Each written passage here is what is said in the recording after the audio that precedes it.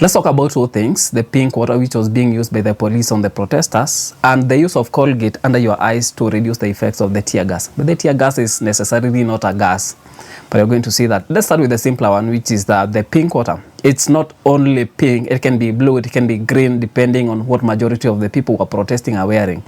So this is just supposed to identify you as one of the person who was inside a certain area. So they're going to use that dye inside the water that will stain your clothes, and it becomes very easy for a police to pick you out of a crowd and identify you as one of those who are maybe in a certain area which was not, I don't know what they might use that scenario for, but they usually use that for arrest. And for those who got that stain, maybe you can tell us if you're able to get rid of that stain, because it's just meant to stain your clothes. It's nothing about your health or something. No, apart from sometimes they can put something that will irritate your skin or anywhere that water touches. For the colgate, long story short, it actually doesn't work.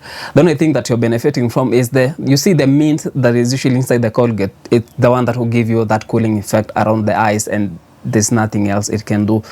So for you to protect yourself against the tear gas, which you said most of the time will be particles which are ground into very fine powder and then packaged under high pressure. That's why it must explode, so that it throws that into the air, and then either it falls in you, or maybe you're breathing that, or maybe it comes into contact with your mucosa, anywhere you have mucosa, and then irritate that area. That's why you can become temporarily blind by just having that inside your eyes. So most of those particles will be made up of bromoacetone, and that's why it usually don't stay in the air for long. It falls down, and that's why when you pass through that point and then you collect some of that, you take that cloth to the house or home.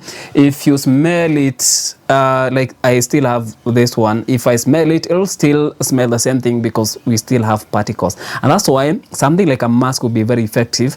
A mask like this one, this is KN95. We also have N95, which is particulate. It filters even the fine particles that will come from that. If you have a well-fitting,